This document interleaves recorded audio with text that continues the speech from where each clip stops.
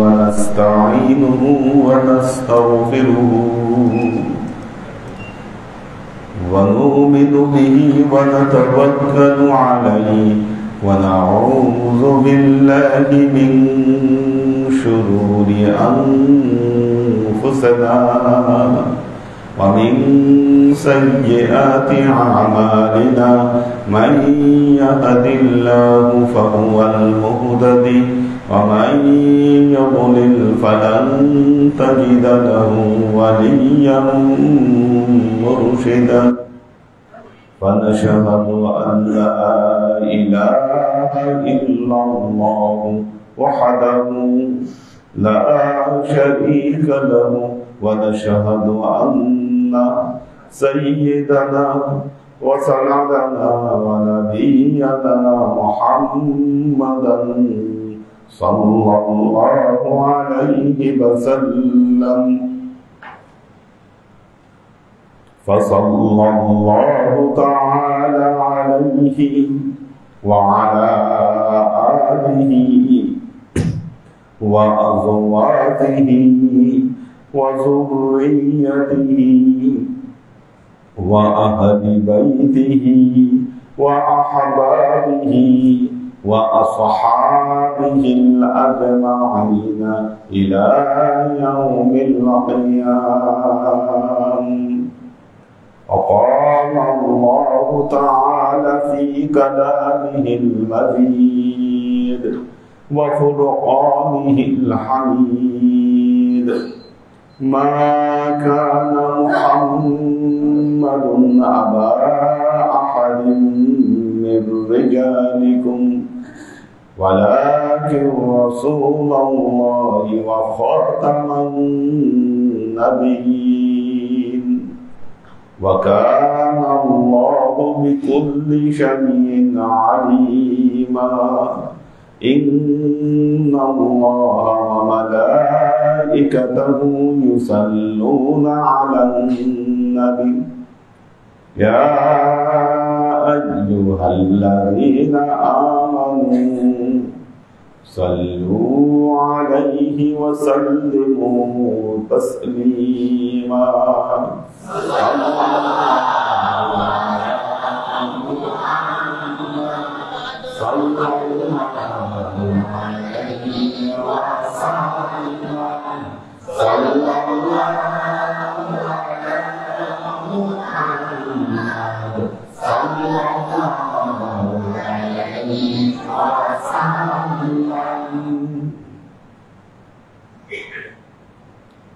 আল্লাহর আশিক ও সালেহবৃন্দ,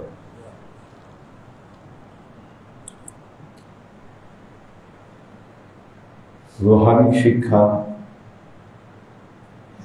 মানুষের রুহানি জগতের ভেতরে পরিবর্তন নিয়ে আসে।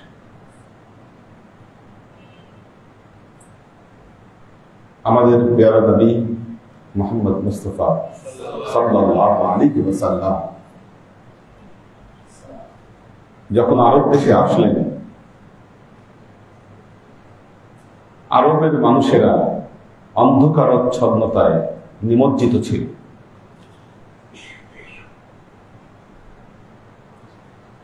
তো আল্লাহ নবী তাদের রুহানি জগতে পরিবর্তনের মাধ্যমে এই জাতিকে পৃথিবীর শ্রেষ্ঠ জাতিতে পরিণত করলেন।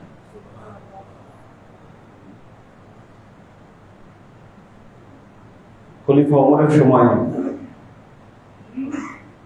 উনি সদকা নিয়ে ঘুরছেন, যাকাত গ্রহণ করার মতো কোনো মানুষ নেই, সবাই ঘরের দরজা খুলে খুলে ঘুমাচ্ছেন। আল্লাহ নবী বলে গিয়েছেন, খায়রুল কুরুনি কারনি সুম্মাল্লাযীনা ইয়ালুনাহুম সুম্মাল্লাযীনা ইয়ালুনাহুম, সর্বশ্রেষ্ঠ যুগ হলো আমার যুগ, এরপর সাহাবীদের যুগ, এরপর তাবেঈদের যুগ। আমার যুগ তাবেঈদের, আমার যুগ মানে সাহাবীদের যুগ, আর এরপর তাবেঈদের যুগ, তবে তাবেঈদের যুগ। এই তিনটি যুগ সহবতের যে গুরুত্ব।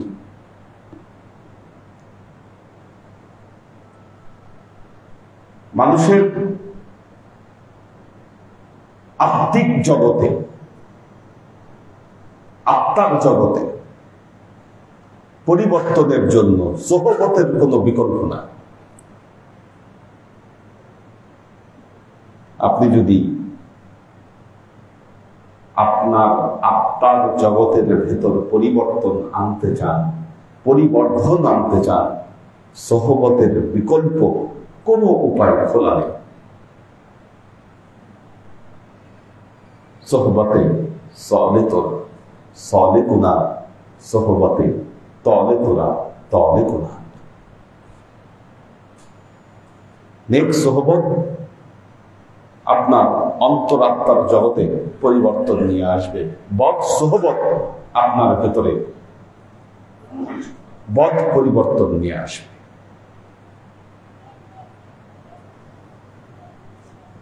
শুধুমাত্র জ্ঞান অর্জনের মাধ্যমে, জ্ঞান এক ধরনের আলো, এটা নূর। আল ইলমু নূর, জ্ঞান একটা নূর। কিন্তু সকল জ্ঞানী কি সুপথ প্রাপ্ত? সকল জ্ঞানী সুপথ প্রাপ্ত কিনা? সকল জ্ঞানী মানুষ কি নিজেকে ভালো মানুষ হিসেবে প্রতিষ্ঠা করতে পারেন? পারেন না। কারণ জ্ঞান দ্বারা তিনি তার মস্তিষ্ককে সমৃদ্ধ করেছেন, কিন্তু তার রুহানি জগতের ভেতরে জ্ঞান দিয়ে তিনি পরিবর্তন করতে পারেননি।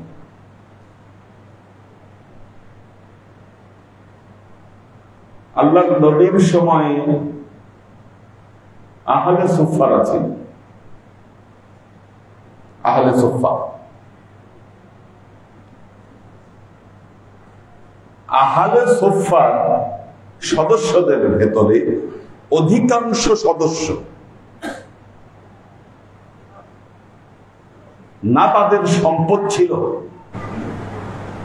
না তারা প্রাতিষ্ঠানিকভাবে কোনো জ্ঞানী ব্যক্তি ছিলেন,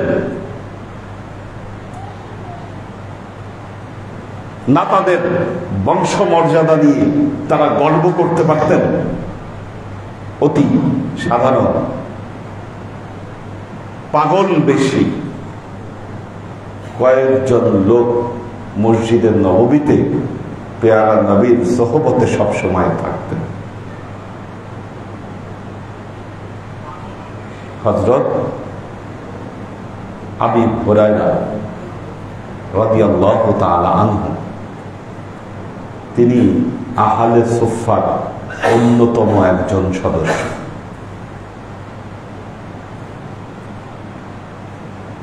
পৃথিবীর ইতিহাসে ওনার নাম স্বর্ণাক্ষরে লেখা আছে।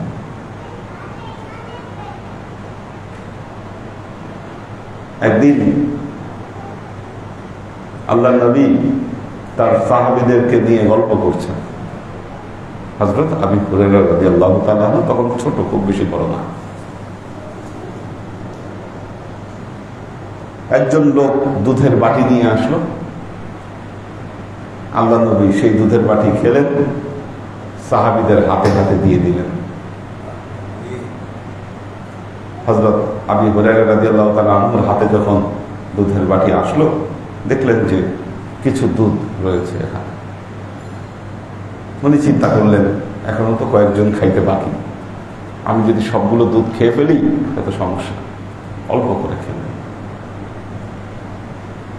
আল্লাহ নবী বললেন, আবু হুরায়রা আরো খাও। উনি আরো খাই। আল্লাহ নবী বললেন, হয় না, আরো খাও, তুমি পেট ভরে খাও। এইভাবে খেতে খেতে হযরত আবু হুরায়রা রাদিয়াল্লাহু তাআলা আনহু বললেন, ইয়া রাসূলুল্লাহ, আমি আল্লাহর নামে শপথ করে বলছি, আমার এখানে আর জায়গা নেই। উনি দুধ পাশের মানুষের হাতে দিলেন। তখনও বললেন, আমার কাছে মনে হচ্ছিল দুধের বাটি এখনো পূর্ণ রয়েছে।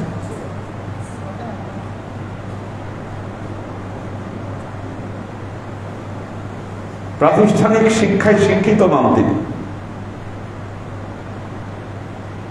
আল্লাহর নবীর সোহবতে থেকে, নবীর কাছ থেকে এমন কিছু তিনি লাভ করলেন প্রসিদ্ধ প্রধান হাদিস বিশারদদের মধ্যে তার নাম এখনো স্বর্ণাক্ষরে লেখা আছে। সোহবাত হযরত আব্দুল্লাহ ইবনে আব্বাস রাদিয়াল্লাহু তাআলা আনহু। তায়েফে যার মাজার, তায়েফ। আল্লাহ নবীর চাচাতো ভাই। উনি যখন জন্মগ্রহণ করলেন আল্লাহ নবীর কাছে নিয়ে আসা হলো হযরত আব্দুল্লাহ ইবনে আব্বাস রাদিয়াল্লাহু তাআলা আনহুকে। আল্লাহ নবী তাহনিক করে দিলেন, একটু খেজুর, মিষ্টি খেজুর চিবিয়ে আব্দুল্লাহ ইবনে আব্বাস রাদিয়াল্লাহু তাআলা আনহুর মুখের মধ্যে ঢুকাই দিয়ে বললেন, আল্লাহুম্মা আফিকহু দীনা, আল্লাহ আপনি তাকে দ্বীনের ফকিহ বানায় দেন। সেই আব্দুল্লাহ ইবনে আব্বাস রাদিয়াল্লাহু তাআলা আনহু তিনি রাসুল মুফাসসিরিন, তিনি রাসুল মুফাসসিরিন, সমস্ত মুফাসসিরদের সর্দার তিনি।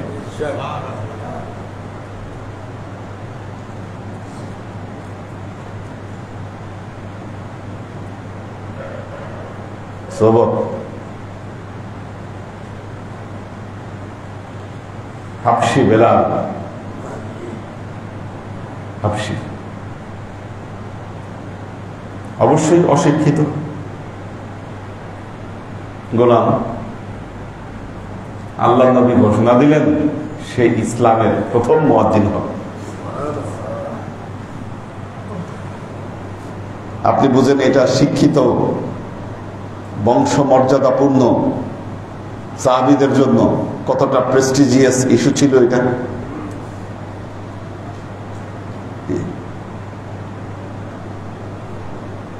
বড় বড় নেতৃস্থানীয় বংশমর্যাদাপূর্ণ সাহাবারা থাকতে আল্লাহ নবী বলছেন বেলাল হবে মুয়াজ্জিন।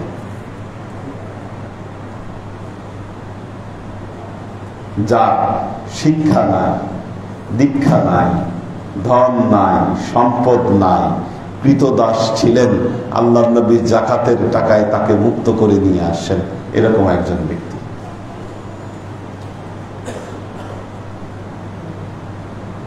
ইসলামের প্রথম মুয়াজ্জিন বানায় দিলেন আল্লাহ। আহলে সুফার সদস্য, নবীর সোহবতে থাকতেন, পাগলামি করতেন, কখনো খাইতেন কখনো খেতেন না, ওই দলভুক্ত। সোহবত কোথায় নিয়ে গেল? আল্লাহ নবী যখন মেরাজে গেলেন, মেরাজে বেলালের আওয়াজ পেলেন সিদরাতুল মুনতাহার পর।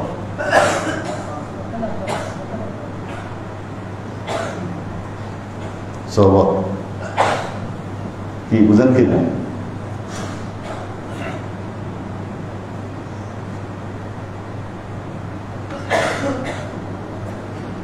আমরা আজকে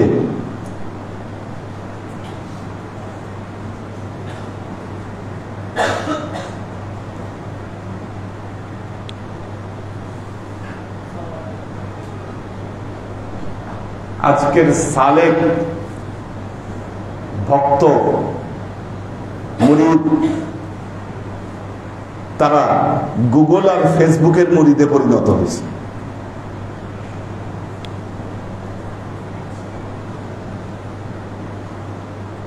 কোনো কিছু মনে চাইলে গুগল করে,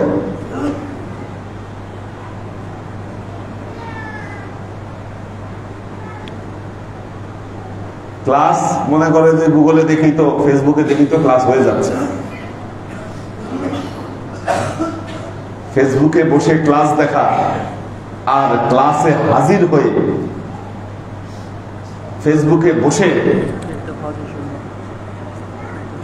হজের জন্য ফেসবুকে বসে কি ক্লাস দেখা আর হাজির থেকে ক্লাস করা কি এই দুই কখনো এক হতে পারে?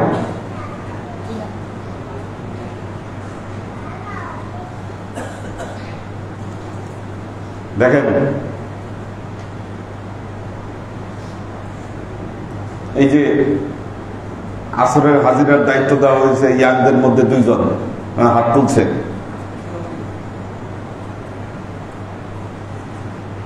হাজারে আইসা দেখা করে এরা ভাগে। এই যে 2 জনের দায়িত্ব একজনও নাই, নয়নও নাই, বাকি একটু আগে আসছে মেহমান। মানে আসরের কথা বলা হওয়াতে এরা মনে করছে আসলে হুজুর চেহারা দেখাইতে বলছে, ওই চেহারা দেখাইলেই তো হয়ে গেল।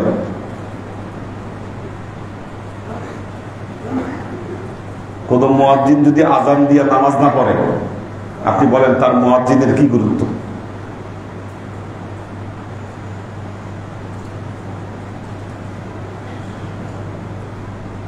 আমাদের সমস্যা হলো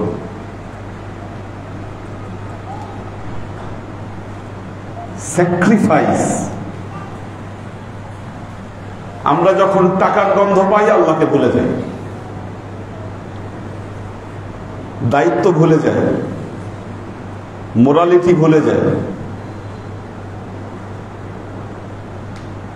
কিন্তু আল্লাহর রহমত এবং অন্তর জগতের পরিবর্তন ছাড়া আমাদের জীবনে যে উন্নতি সম্ভব না, এটা আমরা বুঝতে পারি না। ইন্নাল্লাহা লা ইউগাইয়িরু মা বিকওমিন হাত্তা ইউগাইয়িরু মা বিআনফুসিহিম। আল্লাহ ওই সম্প্রদায়ের উন্নতি ততক্ষণ পর্যন্ত দেন না যতক্ষণ সে তার নিজের উন্নতির চেষ্টা না করে। আজকে পৃথিবীতে মুসলমানরা গোলামে পরিণত হয়েছে। কেন গোলামে পরিণত হলো? কেন মুসলমানরা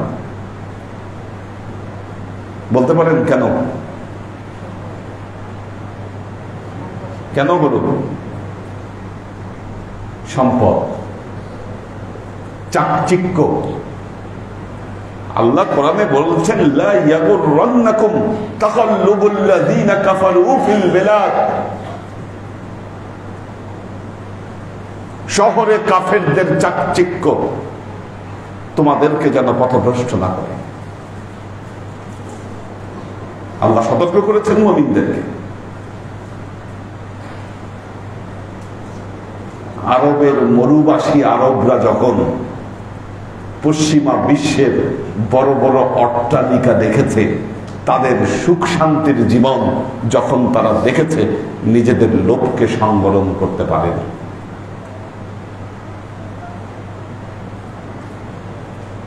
সৌদি আরব মক্কা মদিনার দেশ হয়ে যখন আমেরিকানদের কাছে ডলারে যখন পেট্রোল বিক্রি করছে, আজকে ইহুদি খ্রিস্টানদের টাকা এত শক্তিশালী কেন? পেট্রো ডলার কি এত শক্তিশালী হলো কেন? এদের জন্য। প্রথম বেঈমানেরা,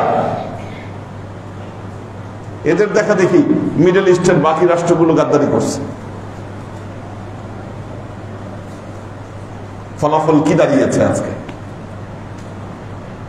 বাহির দিয়ে চাকচিক্য, ভেতরে শূন্যতা। কিসের পেছনে দৌড়াচ্ছেন আপনারা? অর্থ, টাকা দিতে পারবে আপনাদের ভেতরের শক্তি? এই অর্থ সম্পদ কোনো কিছু? নিঃশেষ হয়ে যাচ্ছেন ভেতরে, দিনে দিনে শেষ হয়ে যাচ্ছেন আপনারা।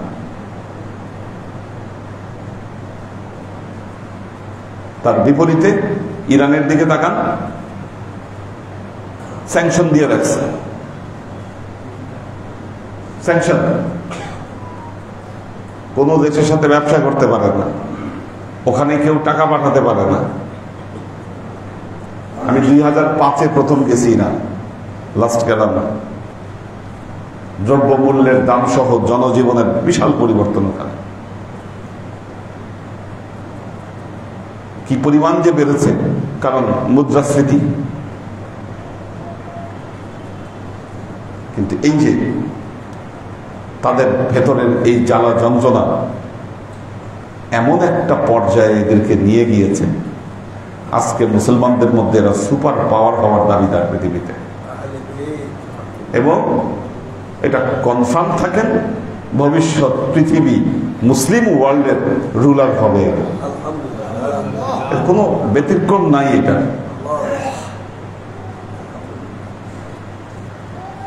আপনারা বুঝেন যে আমেরিকা ইসরায়েলকে মানুষ এদের ভয়ে কাঁপত, আজকে মুহুর্মুহুর এদের উপর হামলা করছে, তাদের সৈন্যবাহিনী মেরে শেষ করে দিচ্ছে। তেল আবিবের উপর মিসাইল হামলা করেছে মুসলমানরা। কোন বাপের বেটাদের পক্ষে এটা সম্ভব? আপনি মিডল ইস্টের যে গোলাম রাষ্ট্রগুলা, এদের পক্ষে কোনোদিন সম্ভব? গোলামি ছাড়া সম্ভব না। সুতরাং আপনাদেরকে বলি, অর্থের গোলাম হয়েন না, টাকার গোলাম হয়েন না, এগুলোর পেছনে আপনারা ছুটছেন।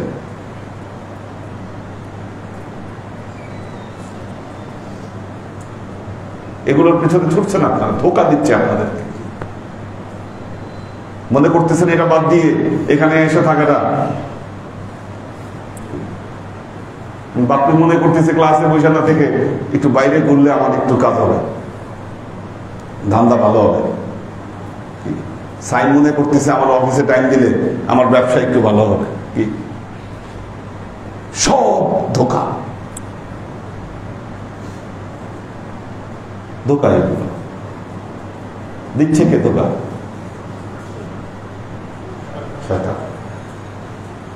অফিস যারা করে, ঘরে আসলে শরীর ম্যাজ ম্যাজ শুরু হয়।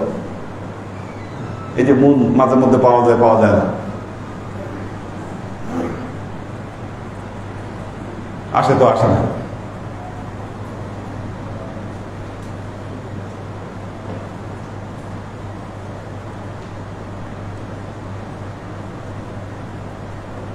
আল্লাহ আশিক ও সালেক বৃন্দ, পৃথিবী আমাদেরকে ধোঁকা দিচ্ছে কেন? শয়তান চায় না আমাদের উন্নতি হোক, চায়। এজন্য আমরা নিজেদেরকে মানুষ হিসেবে গড়তে পারছি না, আমরা নিজেদের ভেতরে পরিবর্তন নিয়ে আসে, এটা হচ্ছে না।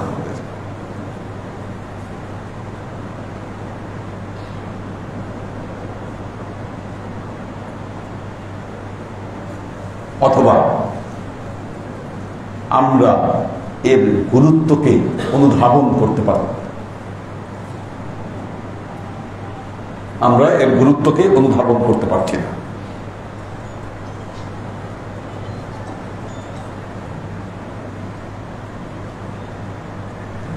আল্লাহর আশিক ও সালেক বৃন্দ,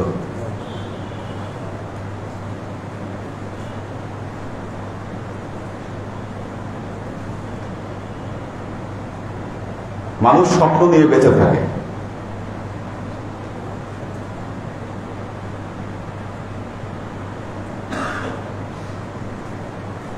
অনেক স্বপ্ন আছে আপনাদের ভেতর,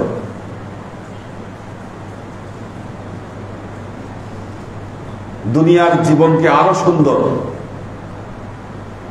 আরো সুখকর করবার জন্য অনেক প্রয়াস আপনারা চালাচ্ছেন। ইন্না সাআয়াকুম লাশাত্তা, আল্লাহ বলতেছেন ইন্না সাআয়াকুম লাশাত্তা, তোমরা বিভিন্ন মুখী প্রচেষ্টা চালাচ্ছ। আল্লাহ বলছেন আমি আল্লাহ দেখছি তোমরা বহু চেষ্টা করতেছো তোমাদের জীবনে, অনেক রকম চেষ্টা করছো তোমরা। ইন্না সাআয়াকুম লাশাত্তা, মনে রেখো ফাআম্মা মান আ'তা ওয়াত্তাকা ওয়াসাদ্দাকা বিল হুসনা ফাসানুয়াসসিরুহু লিল ইসরা, যে ব্যক্তি ফাআম্মা মান আ'তা, যে ব্যক্তি দান করবে,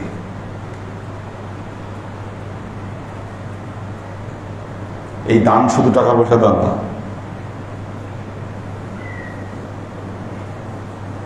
নফসানি মালি সবই, সব রকম খেদমত যে করবে। আম্মান আ'তা ওয়াত্তাকা, আল্লাহকে ভয় করবে, ওয়াসাদ্দাকা বিল হুসনা, এবং ওয়া সাদ্দাকা বিল হুসনা, সত্য সুন্দরের পথে নিজেকে পরিচালিত করবে। ফাসানুয়াসসিরুহু লিল ইসরা, আমি তার জন্য হিসাবকে সহজ করে দেব। এর বিপরীতে ওয়া আম্মা মান বাখিলা ওয়াস্তাগনা ওয়া কাযযাবা বিল হুসনা, এর বিপরীতে যে ব্যক্তি কৃপণতা করবে, ওয়া আম্মা মান বাখিলা, যে ব্যক্তি কৃপণতা করবে, ওয়াস্তাগনা ধনী হওয়ার, ওয়াস্তাগনা ধনী হওয়ার প্রতিযোগিতায় লিপ্ত হবে।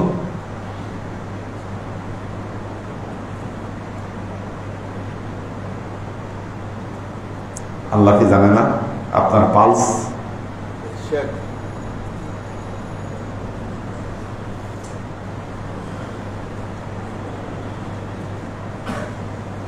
ধনী হওয়া এমন এক নেশা,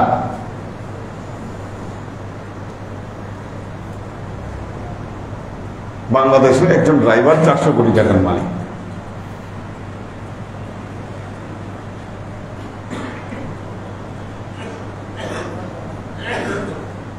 চিন্তা করতে পারেন, নেশা। হ্যাঁ, হাজার হাজার কোটি টাকার মালিক, নেশা আর শেষ নাই, টাকার নেশা কুমিরে পরিণত হয়েছে। আজকে তাদের যে পরিণতি, মনে রাখবেন, এটাই হলো ওয়াস্তাগনার পরিণতি। এটা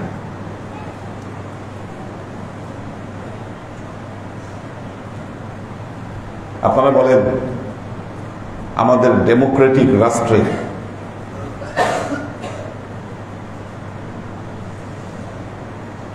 গণতান্ত্রিক রাষ্ট্রে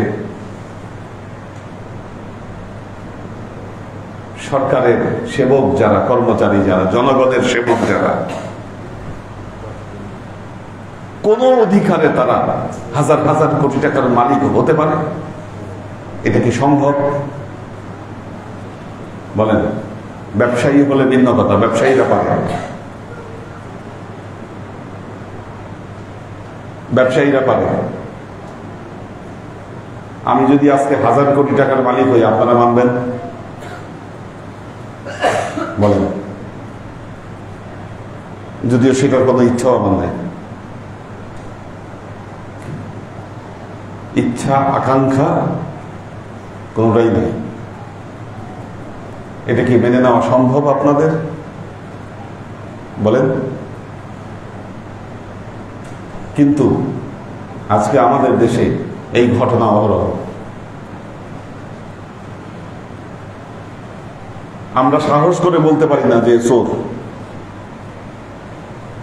ও যত স্ট্যাটাস হোক, যত কিছু হোক, তার যত গর্ব হোক, ও চোর।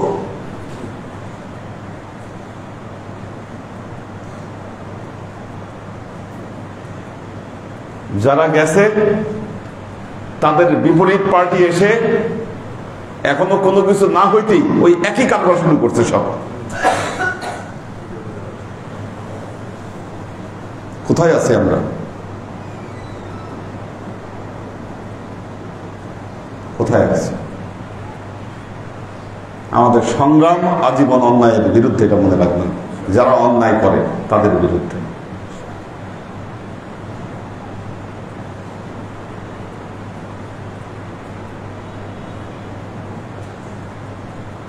অনেক পরিবর্তন হয়েছে এখন দেশ।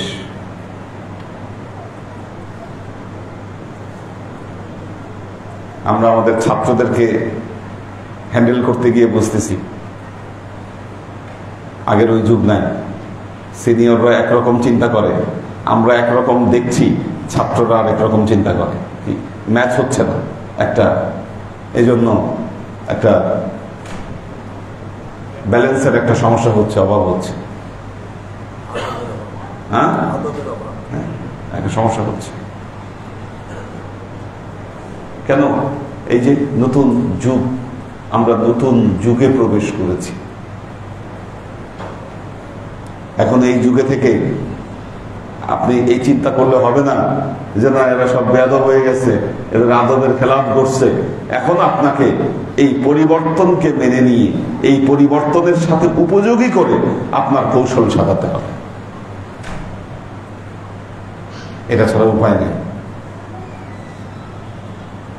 আদউ ইলা সাবিলি রাব্বিক বিল হিকমাতি ওয়াল মাউইযাতিল হাসানা। এই যে হিকমা,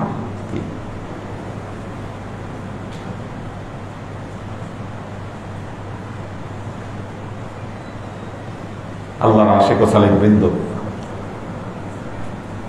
আল্লাহর রাস্তায় ফিদা করে দেন, নিজেদেরকে উৎসর্গ করেন।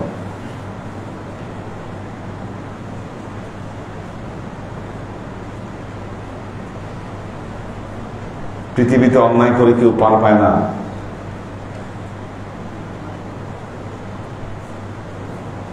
চোখের সামনে যা ঘটছে এর চাইতে বড় কোনো দৃষ্টান্ত আপনাদের দেখবার দরকার আছে।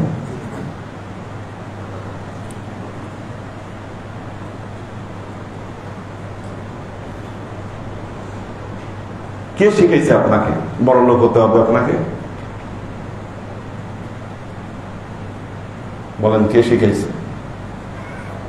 আমাদের ইয়াংদের অনেকের মাথার মধ্যে আছে, বয়স অর্ধেকের বেশি চলে গেছে, তারপরে স্বপ্ন আছে বড় লোক হবে।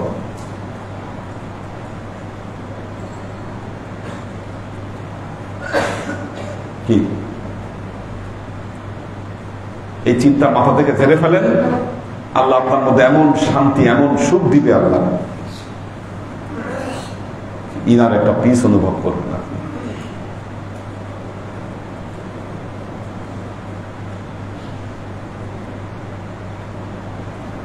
এই মানসিক শান্তির পেছনে আমরা কেউ ছুটছি না।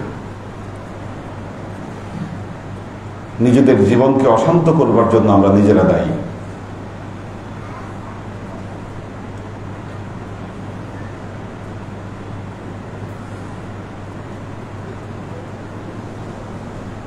আল্লাহ আমাদেরকে তৌফিক দিন।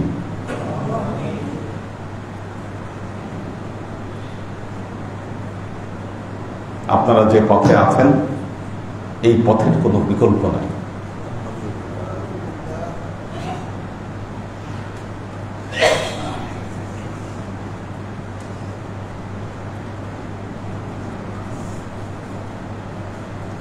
সামাজিক যোগাযোগ মাধ্যম শেষ করে দিচ্ছে আমাদের।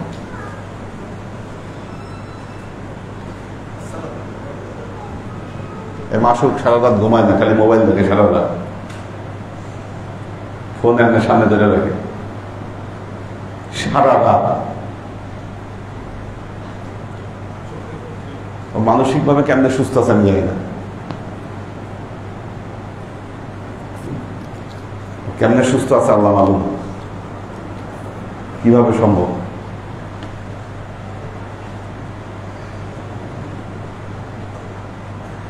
এই জন্য মানুষ অসুস্থ হয়ে যাচ্ছে, মানসিক অসুস্থতাটা বেশি।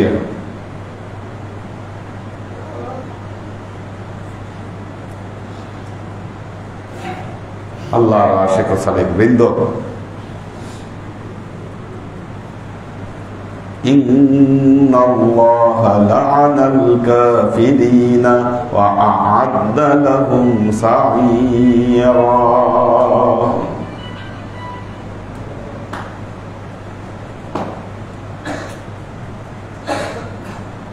আমরা কি ব্যাপারে পড়ছিলাম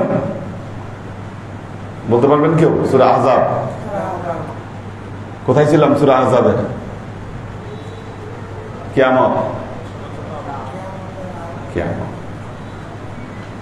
ছোট আলামত থেকে আমরা বড় আলামতে গিয়েছি।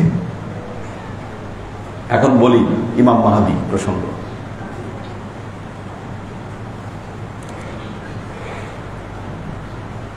আপনারা ইউটিউবে সার্চ দিলে দেখবেন আমাদের কিছু কিছু মাওলানারা তারা বলতেছে 2024 সালের মধ্যে, কেউ বলে 26 সালের মধ্যে, কেউ বলে 27 সালের মধ্যে ইমাম মাহদী আসতেছে।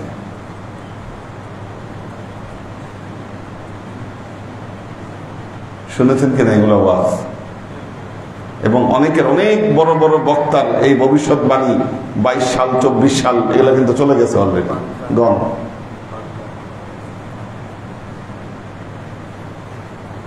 তাহলে এই সমস্ত বক্তারা কেন বললেন 22 সাল, 24 সাল, 25 সাল, কেউ বলতেছে 27 সালের মধ্যে ইমাম মাহাদি আসবে? কারণটা কি? কারণ ওনারা ভাইরাল হতে চান, ভিউ বাড়াইতে চায়, ওই রকম থাম্বনেল দিয়ে দেয় যাতে মানুষ ওখানে ক্লিক করে এটা দেখে আর তাদের ভিউ বাড়ে।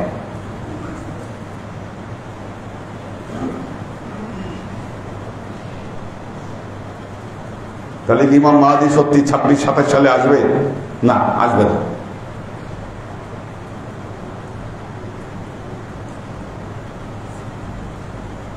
কারো কারো দৃঢ় বিশ্বাস, এগুলো বিশ্বাস কোন কোন মানুষ অপেক্ষায় বসে আছে ইমাম মাহাদি আসবে।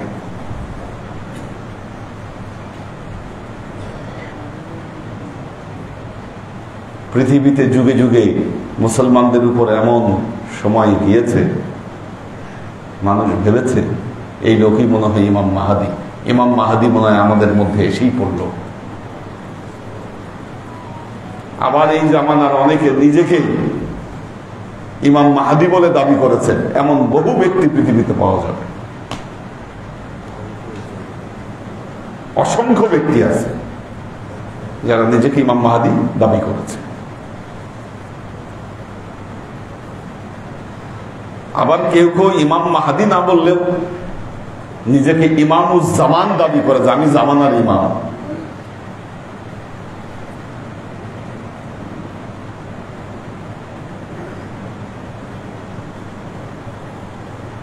দেখুন, আল্লাহ পবিত্র কোরআনে বলেছেন, ওয়াতিলকাল আইয়ামু নুদাউলুহা বাইনান নাস, আমি এই দিনগুলোকে ঘুরিয়ে ঘুরিয়ে মানুষের মধ্যে আবর্তিত করব।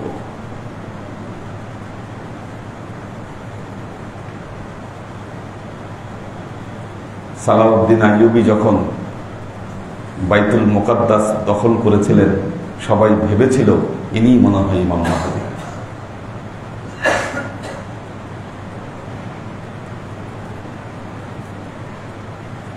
ইনি ইমাম মাহাদি।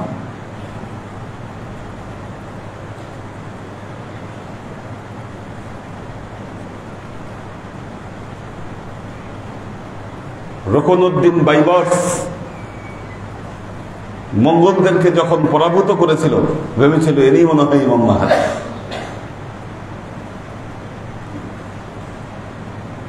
এরকম ইমাম মাহাদি বহুদিন বহু মানুষকে বলা হয়েছে।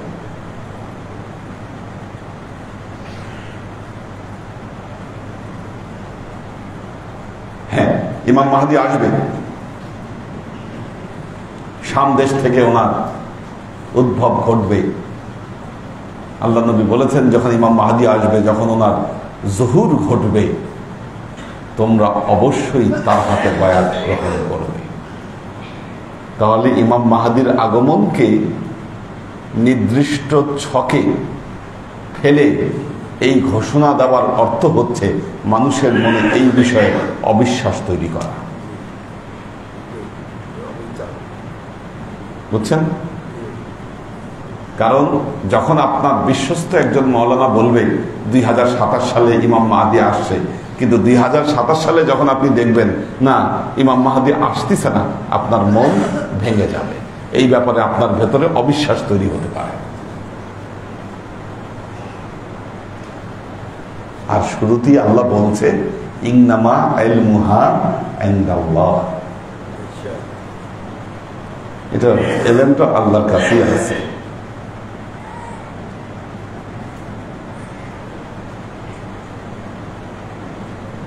আমরাও বিশ্বাস করি ইমাম মাহাদি আসবে। তাহলে আমাদের ডিউটিটা কি?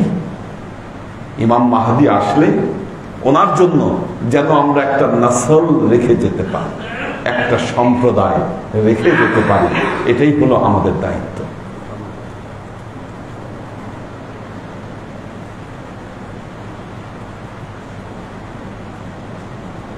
ইমাম মাহাদি আসলে আপনারাও তার দলভুক্ত হবেন। কিন্তু নিজেদেরকে প্রশ্ন করেন, ইমাম মাহাদির দলভুক্ত করার মতো ইমাম মাহাদির দলভুক্ত করার মতো নিজেকে গড়তে পেরেছেন কিনা বলেন?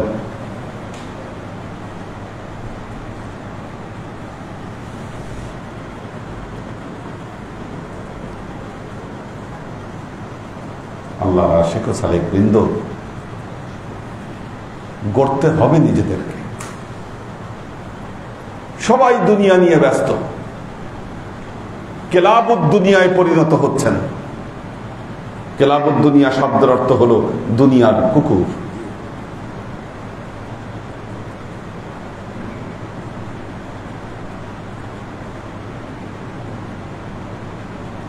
ক্লাসে উপস্থিত হতে গেলে আপনার দুনিয়ার অজুহাত, অথচ যদি বলা হয় চলো আজকে গিয়ে কি অমুক জায়গায় আনন্দ ফুর্তি করে আসি, মাইন্ড চেঞ্জ হয়ে যাবে, তখন আর অসুস্থতাও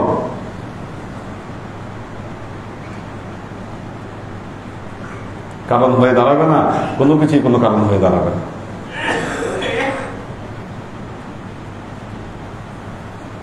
আপনার জীবনের সকল সমস্যার সমাধান, সকল রোগের, আমার মুরিদদের জন্য বলছি আমি, সকল রোগের সমাধান হলো তাদের ক্লাস। ওই উপরে আমার অফিসে ভিড় করে গিয়ে লাভ নাই, ওখানে যাবেন, দোয়া দিবেন, দোয়া পড়বেন, লাভ হবে না যদি ক্লাসে না আসে।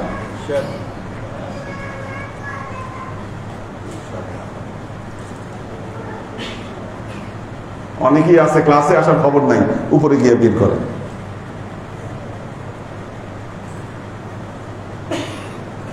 খতমে শরীক হন, ক্লাস করেন,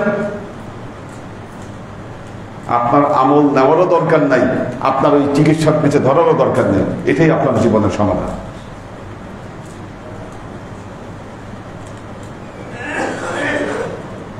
এটাই সমাধান। খতম পড়েন না, খতমে আসেন না, আপনার এই গ্যাঞ্জাম, এই ভেজাল, এই সমস্যার সমাধান খুঁজে বেড়ান আপনি। কে দিবে আপনাকে সমস্যার সমাধান?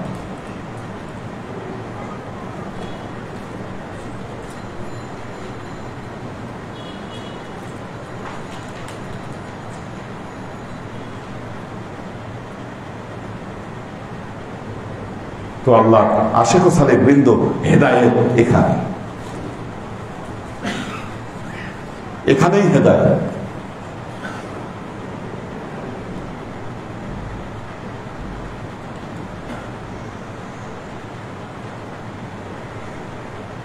এক একজনের চিকিৎসা পদ্ধতি এক এক রকম।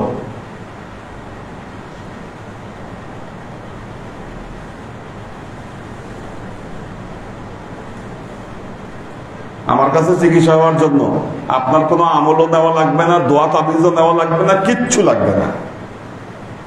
আসেন, ক্লাস করেন, সব সমাধান হবে।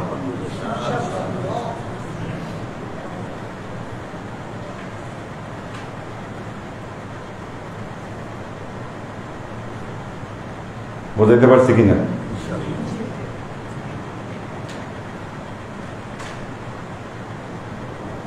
আল্লাহ আমাদেরকে তৌফিক দান করুন। বারাকাল্লাহু লানা ওয়া লাকুম ফিল কুরআনিল আযীম ওয়া নাফা'ানা ওয়া ইয়্যাকুম লা আয়াতি ওয়া যিকরিল হাকীম ইন্নাহু তাআলা জাওয়াদুন কারীমুন মালিকুন বাররাউফুর রহিম।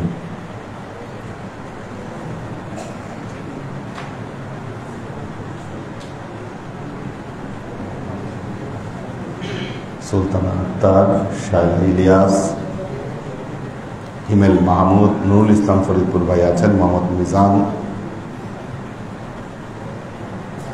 জাহাঙ্গীর আলম চিশতি, আয়েশা আক্তার, শামীম আরা, রিয়াজুল রিপন, আনোয়ার ভাইয়ের পরিবারবর্গ, কৈতর বিথি, মুসা দিদার, দোয়া চেয়েছেন আমার বন্ধুর জন্য, আফসানা রাহাত, ফেরদৌস আরা খানম, জসিমউদ্দিন, জি ইনশাল্লাহ, ফারুক মোল্লা, আজিজুল হাকিম, মোহাম্মদ নাজিমউদ্দিন, এইচ.কে. হানিফ, মাহফুজুল হক উজ্জ্বল, আব্দুল হাফিজ, স্নিগ্ধা রাহি, আলী আকবর ভাই আছেন, আব্দুল সত্তার ভাই আছেন, গিয়াসউদ্দিন চাঁদপুর থেকে আছেন, সুলতান আইরিন, রিপা আক্তার, জারিনা হাবিবা রাশি, লুনা তাবাসসুম লুবনা, শোয়েব খান, আসমা আজিজ, মারুফুর রহমান, একে আজাদ, মুস্তাহিদ নূর মাহিন, মোহাম্মদ কবির হোসেন, শাফায়াতুল্লাহ রঞ্জন, মারুফুর রহমান, জারিয়া হক, মেহজাবিন আক্তার, কোরবান আলী মালয়েশিয়া থেকে, আমির হোসেন, হুমায়ুন কবির, সহিফা বিনতে আমির। আল্লাহ সবাইকে ভালো রাখুন, সুস্থ রাখুন।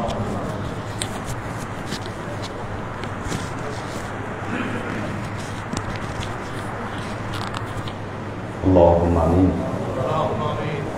اللهم صل على محمد وعلى آل محمد كما صليت على إبراهيم وعلى آل إبراهيم إنك حميد مجيد.